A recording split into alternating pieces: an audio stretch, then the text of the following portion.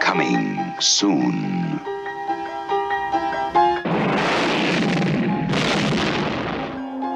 Jolting tales of horror.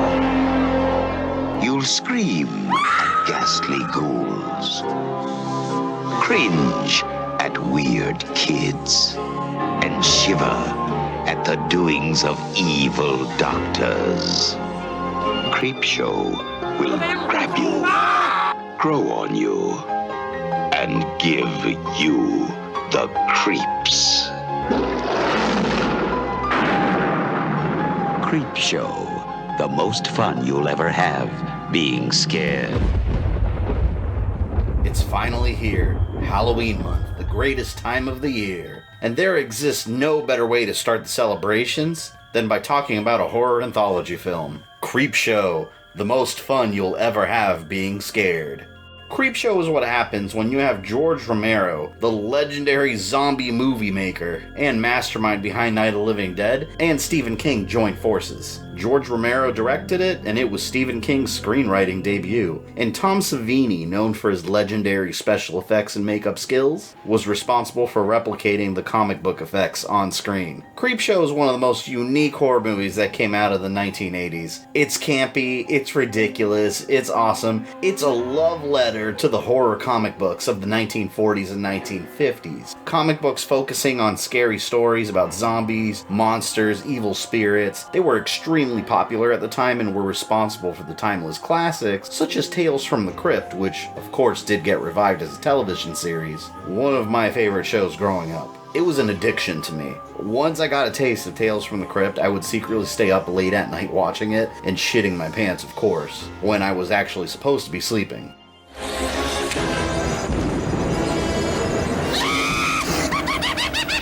Tales from the Crypt. You know how in our modern age, video games tend to be the boogeyman, the easy target for old generations that don't understand them, don't play them, but want to blame them for all of society's problems. Second, we must stop the glorification of violence in our society. This includes the gruesome and grisly video games that are now commonplace.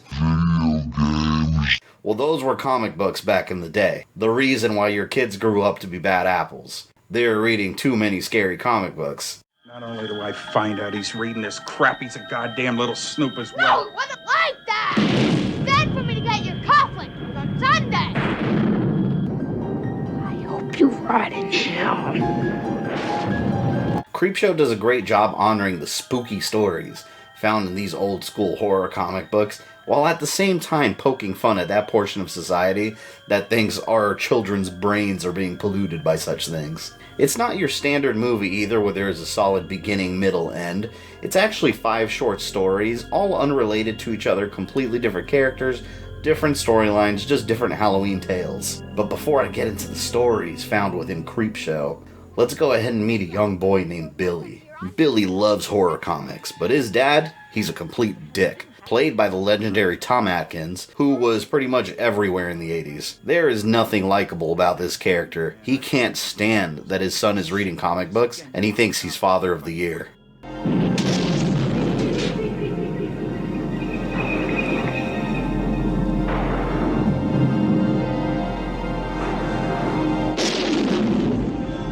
That takes care of that. Stan, don't you think you were, well, a little hard on him? I took care of it. That's why God made fathers, babe. That's why God made fathers. But throwing away the comic book doesn't solve his problem. All it does is trigger a ghostly apparition to appear at Billy's window, which looks fantastic, by the way. I love high quality props. If this was made today, it would be a computer generated ghost. And then we get transported into the stories that Billy was reading. What an awesome intro, and what a great way to immerse the audience into the movie.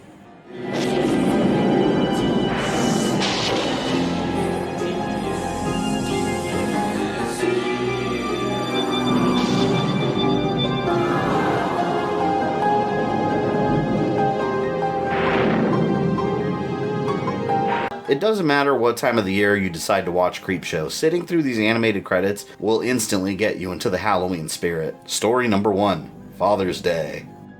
Father's Day is the zombie story, and was an original tale written by Stephen King. I thought this was one of the more amusing ones. It starts off with a wealthy, extended family sitting around, getting ready for their annual family dinner, and waiting for their great-aunt Bedelia. But first, Bedelia stops at her father, Nathan Grantham's grave, complains to him, and she cracks open a bottle of whiskey. She couldn't stand her father, and when we see him in flashbacks, it's actually kind of hilarious because the first thing I thought of, just imagine Bernie Sanders furious that he doesn't have his cake. Oh, a bunch of dirty foxes, just waiting to get your hands on my money. It's Father's Day. Where's my cake?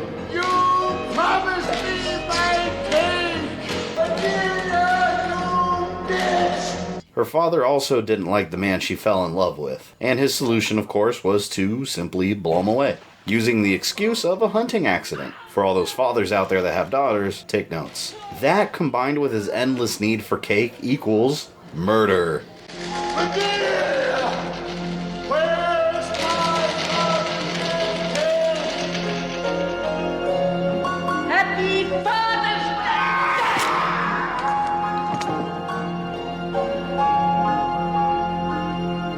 Creepshow Bernie Sanders died without ever getting his Father's Day cake. But thankfully, she spilled her nuclear whiskey on his grave, and suddenly, revenge. Peacefully.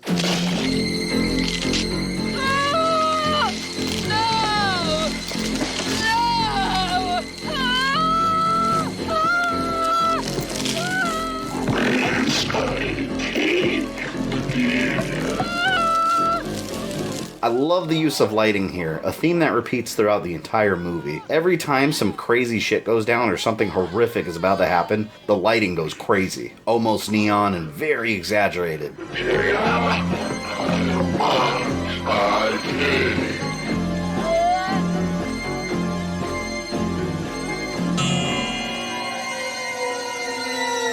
Now, since the zombie had his revenge, he still wants his cake, so he goes on a killing spree and a diabetic rampage on the rest of his family, who mostly had nothing to do with the situation. But wrong place, wrong time. And I love this death scene right here. It's hilarious because it's so preventable. The guy trips on the ground, the zombie's walking towards him, and the tomb falls on him. However, what I'm going to do is play it in real time, so you can see how ridiculously long he had to simply just get up and walk away in the other direction, real slowly. Check it out.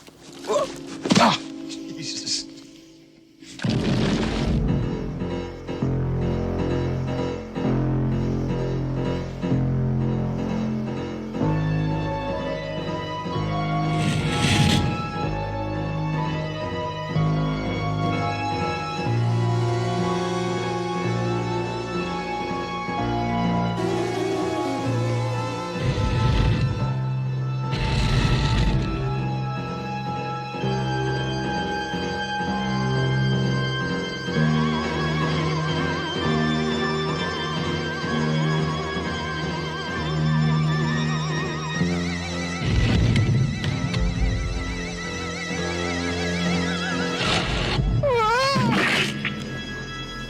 There was so much opportunity for him to get out of there. All he had to do was get up and walk away. And I understand that this story involves a zombie systematically roaming around, wiping out his family one by one, but I have to say it does have a happy ending. He did get his cake. Here's my cake. I want it. It's mine. It's Father's Day. And I got my cake. Happy Father's Day.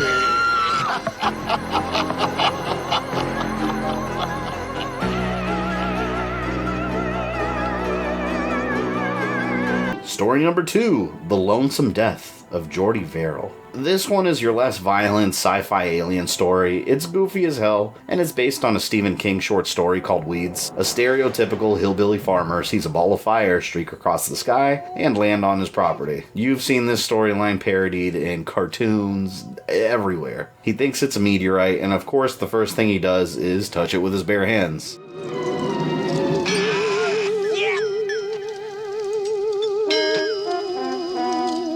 But it's no ordinary meteorite. It turns out that it actually contains an alien organism that slowly starts turning Geordi and the surrounding area into plant life. He gets real excited, and like anybody would do, he starts imagining all these crazy scenarios about making a ton of money selling this thing. I'm talking big money, like $200. How does $50 sound? Not a cent less than $200. 75. 200. Nitaku didn't raise no idiots. Keep a count. Not a cent less than 200. My meteor, my price. $200, that's not even my electric bill. And if Geordi does look familiar to you, it's because he's played by Stephen King himself in his younger days. And he acts so over the top. I love when actors embrace their characters and just go apeshit crazy. And there's all these stories around too, which are verified by the way, that Stephen King, when he was writing some of his more popular stories, was pretty much coked out the whole time. Drinking beer, sniffing crack. He was going hardcore. I have no proof to back this up, but I'm almost certain that this was one of those cases.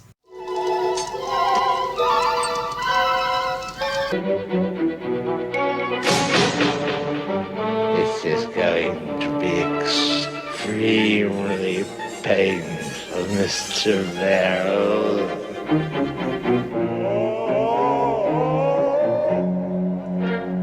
Barrel luck's always in. You spell that kind of luck B-A-D.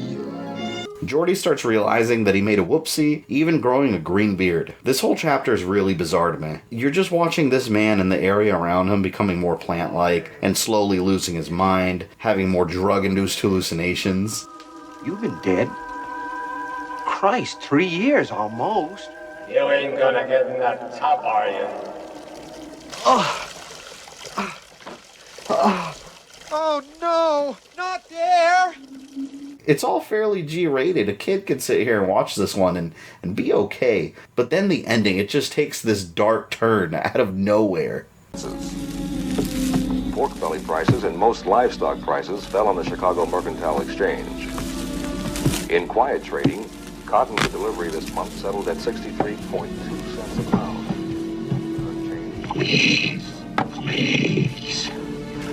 Please, God, let my luck be in. Just this once. Please, God, just this once. And in today's weather, well, not much for the outdoor types, but meteorological station at Portland calls for moderating temperatures and lots of rain.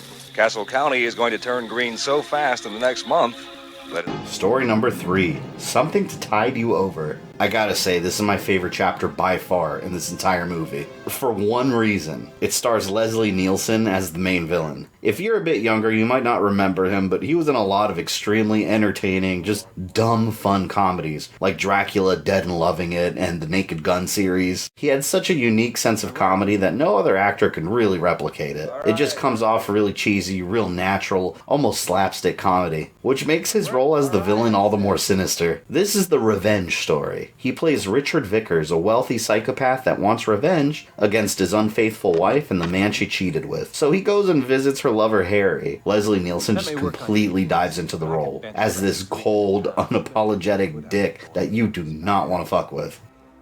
Don't call me mister. You know damn well who I am, so let's not play any games, huh? Come on, get out of here. You listen to me, Harry, and listen carefully, unless you let me in and talk to me. Something very nasty is going to happen to Rebecca. So nasty that your little mind can barely conceive of it. There won't be any alimony, none of that community property shit. She just wants out. Well, I don't know whether I ever loved her or not, Harry. That doesn't matter. The point is, I keep what is mine. No exception to that rule, ever. No exceptions, Harry.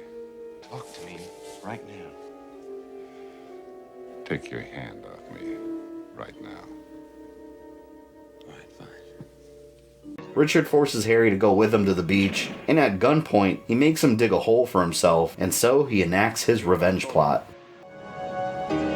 Help! Yell all you want, Harry. Comfort Point is very private. I own it all. Help! Help! Help! Help! Nobody's going to hear you, Harry. This guy is insane. He buries Harry along the shore of the beach until only his head is left exposed, knowing that when the tide comes in, he'll slowly drown as he goes deeper underwater. It's absolute torture, and Richard is so deliciously evil. You can't hate the guy, you just can't hate him. He plays too good of a role as a villain. But not only does he bury Harry in the sand, he also sets up a TV live feed of his own wife buried somewhere else and suffering the same fate. Come on, Richard! Please!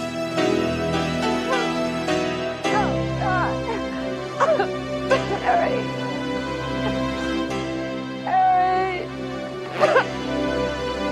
You know, watching this as a child of the late 80s, early 90s, my first thought is I can't imagine how he got that heavy-ass tube TV out to the beach, a VCR, and then he's just powering it all. Back then, it must have taken technical wizardry. It's not easy, is all I'm saying. He's very dedicated, to say the least. And Richard does get his revenge when the tide comes in, as Harry slowly drowns, and once again, an effective use of lighting, coming up from behind really subtle. I'm gonna get you. You hear me, Richard? You hear me, Richard? I'm gonna get you! Now hold your breath there, Harry. Gotta hold your breath.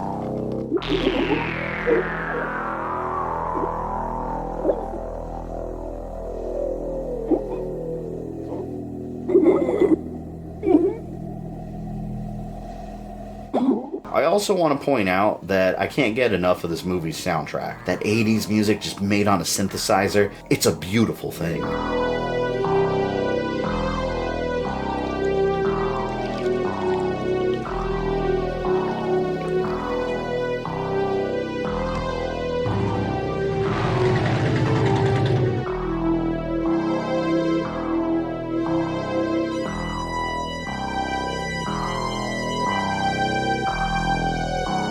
With his revenge fulfilled, Richard is simply overjoyed. He's celebrating, he's taking a warm shower, he's humming, this man is fulfilled in life. But when he checks on Harry to make sure he's dead, he's not there anymore. He's convinced that he must have been pulled out into the ocean. End of story? No. It wouldn't be Creepshow if the victims didn't return from the dead for revenge.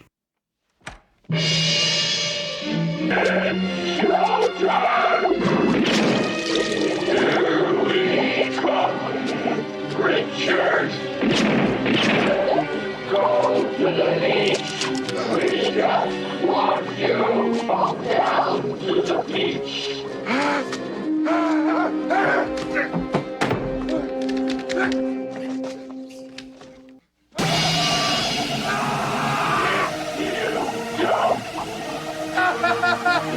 You can hold your breath!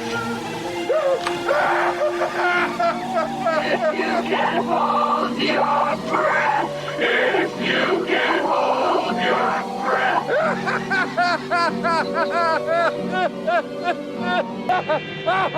I can hold my breath for a long time.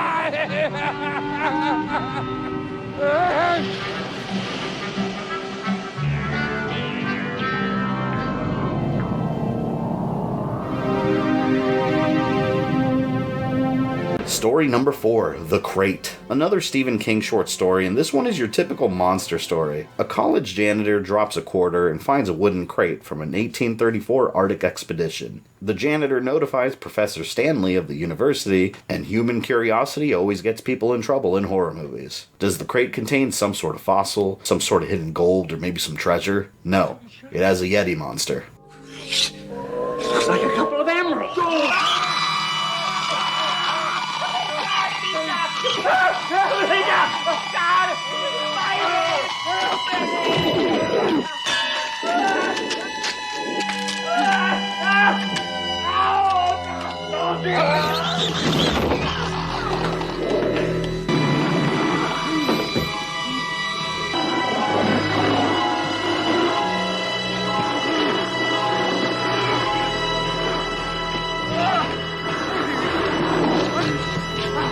This thing devours this man whole, and understandably, Professor Stanley freaks out and runs into a student that can barely understand his babbling. Do you call the police? Do you keep your student from getting close to this thing? Nope. You go investigate, and of course it's not there, because this creature has taken the crate and solid snaked itself away.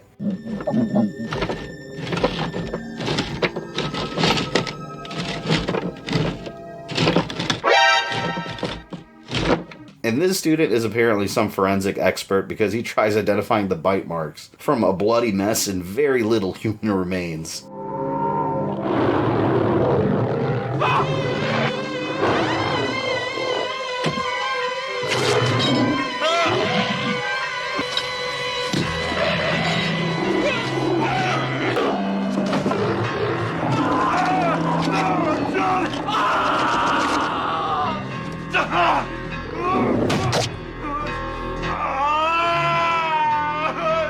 That monster looks awesome, but the best thing in this whole chapter isn't the creature, it's this guy, Professor Northrop. He can't stand his wife, Wilma, also the radio DJ from The Fog. She's this alcoholic, obnoxious, naggy wife with an irritating voice.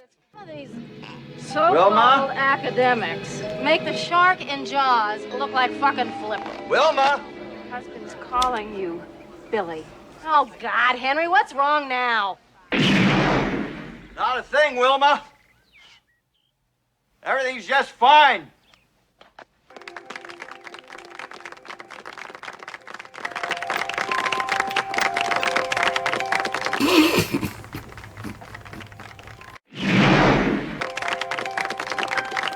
Hell of a shot.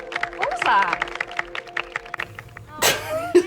I'm sorry, but that's very funny to me. No, I don't condone murdering your wife if you can't stand her, but she is so obnoxious and so annoying. And then everyone just starts applauding. You can't watch this and not laugh at that. He wants to be rid of her so bad. And don't just leave the pot soaking like you did last time. Scrub them or put them away.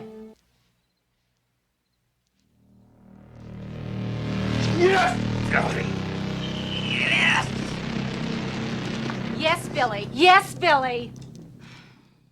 Every scene she's in, she's literally just putting him down for no reason. Eventually, Professor Stanley tells Professor Northrop about the creature in the crate, and instead of freaking out, he gets an idea. And then he Bill Cosby's his friend so he doesn't tell anyone. See, this monster is the perfect tool to get rid of Naggy Wilma, so he concocts this elaborate story to get her to come to the university. Cleans up the blood so she doesn't get suspicious of any foul ideas, and he lures her under the stairs to get eaten by the monster. Get in there, Wilma! Just tell him to call you Billy, you bitch! Stop it! Stop it, Henry! I'll scream! Oh, scream all you want! I'll help you! Wake up!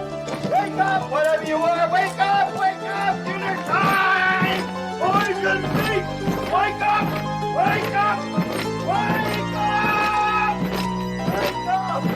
Wake up! So her husband just attacked her. He physically assaulted her. And instead of being scared or trying to run for her life and call the police, she immediately goes to being obnoxious again, without thinking twice. You want to see some real punching? Same old Henry, afraid of your own shadow. You know what, Henry? You're a regular barnyard exhibit. And shit for brains. No good at making an impression on anybody. When was the last time you got it up, Henry? Huh? When was the last time you were a man in our bed? And I swear to God, if you ever touch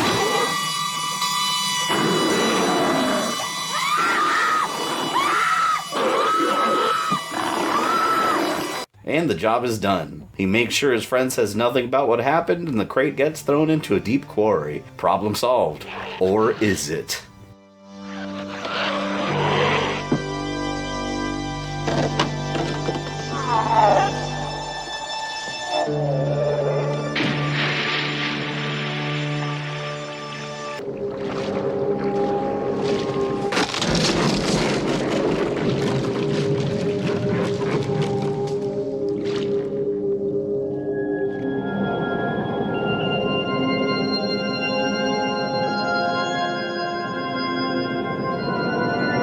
Story number 5, They're Creeping Up on You. The final story. This is the one meant to gross you out. Now, this is the part of the video where I expect to lose a couple of you that have been watching diligently because it's really gross. It's got to do with roaches. I'm not afraid of roaches, but, I mean, they're disgusting, right?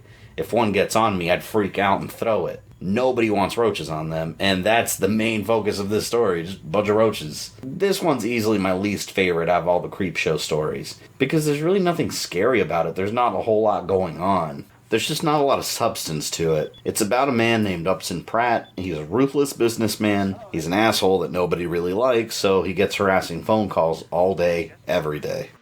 Now, if you excuse me, I've got this bug problem, so we'll have to defer your charming conversation for another time. I hope you die. By the way, I hope you get cancer in the worst place.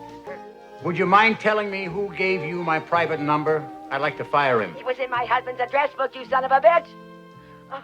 He also has a phobia and he can't stand when things aren't clean, so his apartment is sealed. He's got locks everywhere, cameras, he's paranoid. He also has a roach problem, and as the chapter progresses, it gets worse and worse. They're popping up everywhere, and he also makes a shake or something, I'm not even sure what it is. And it turns out that there's roach pieces in there too. It's disgusting, and while you're watching this story, you really don't want to eat. The city he lives in is having a blackout, and when it reaches his apartment, it's all-out war. Roaches are pouring in from the AC vents, they're coming through the overhead lights, they're just everywhere. And that's the overall story. There's not much else to say about this one. Oh yeah, there's this too.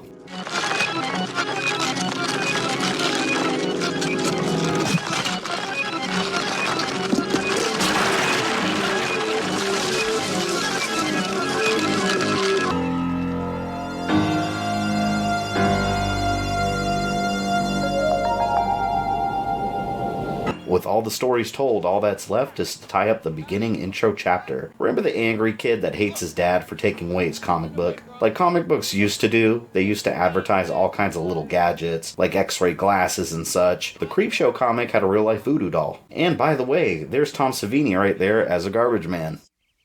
I'll teach you to throw away my comic books.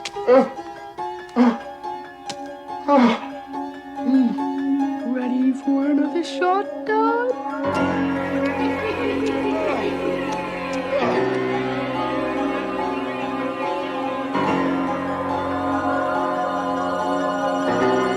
That is a perfect example of a kid that should not be reading these kind of comic books. What else can I say about this movie?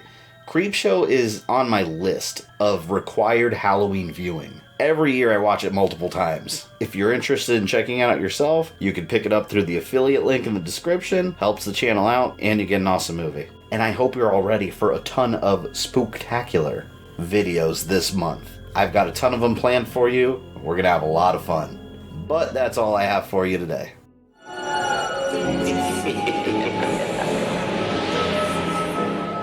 Since you made it to the end of this video, I assume you enjoyed it, so why don't you go ahead and smash that like button, subscribe, and ring the bell so you don't miss any new content. You can follow me on Facebook, Twitter, or Instagram, links in the description below, and if you'd like to support the channel, you can join my Patreon or become a channel member. This is Fabian, I love you guys, and I'll see you next time.